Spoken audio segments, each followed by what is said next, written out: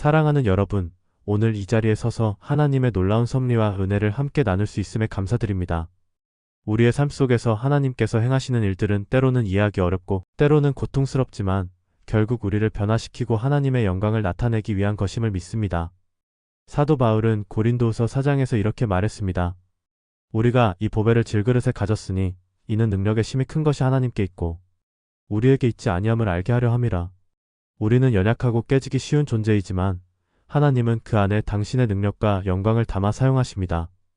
우리의 고난은 그릇이 깨질 때 빛이 새어나오듯 하나님의 생명이 드러나게 하는 도구가 됩니다. 때로 우리는 질병이나 고난을 경험합니다. 그것이 자연 법칙을 어긴 결과일 때도 있고 죄로 인해 하나님과 멀어진 결과일 때도 있습니다. 또는 사탄의 공격으로 인해 어려움을 겪기도 합니다. 그러나 어떤 경우에는 하나님께서 단지 자신의 영광을 나타내기 위해 그것을 허락하시는 때도 있습니다. 요한복음 9장에서 예수님께서 말씀하신 맹인의 이야기를 기억하시죠?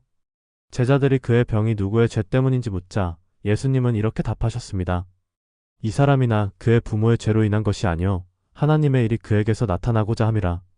또 다른 경우 질병과 고난은 우리가 매일 짊어져야 할 십자가일 수 있습니다. 이 십자가는 단순히 고난이 아니라 하나님께서 우리의 자아를 깨뜨리고 우리 안에 그리스도의 생명이 드러나게 하기 위한 도구입니다. 기드온의 승리를 떠올려 보세요. 질그릇이 깨질 때 그 안에 빛이 퍼져나갔고 그 빛으로 적들은 혼란에 빠졌습니다. 우리의 삶도 마찬가지입니다. 우리의 연약함이 깨질 때 하나님의 빛이 우리를 통해 드러납니다. 저도 한때 하나님께 이런 질문을 받은 적이 있습니다. 즉시 고침을 받을래? 아니면 내 생명만이 내 삶의 유일한 설명이 되는 길을 선택할래? 저는 후자를 선택했습니다.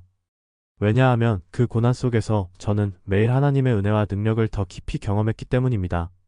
고통이 있었지만 그 속에서 하나님께서 저를 얼마나 사랑하시는지, 얼마나 친밀하게 동행하시는지 깨달을 수 있었습니다. 사랑하는 여러분, 지금 여러분이 어떤 상황에 처해 있든지 그것이 하나님의 손안에 있음을 믿으십시오. 하나님께서 허락하지 않으시면 그 어떤 것도 여러분의 삶을 해칠 수 없습니다. 그리고 그 고난을 통해 하나님께서는 여러분의 삶의 빛을 비추실 것입니다. 우리의 치료 여부가 중요한 것이 아닙니다. 중요한 것은 그 모든 것을 통해 그리스도의 생명이 우리를 통해 드러난다는 것입니다. 그러니 여러분의 고난을 하나님께 맡기고 그분의 빛이 여러분을 통해 흘러나오도록 하십시오. 그분의 영광을 드러내는 삶, 그것이 바로 우리의 부르심입니다. 감사합니다.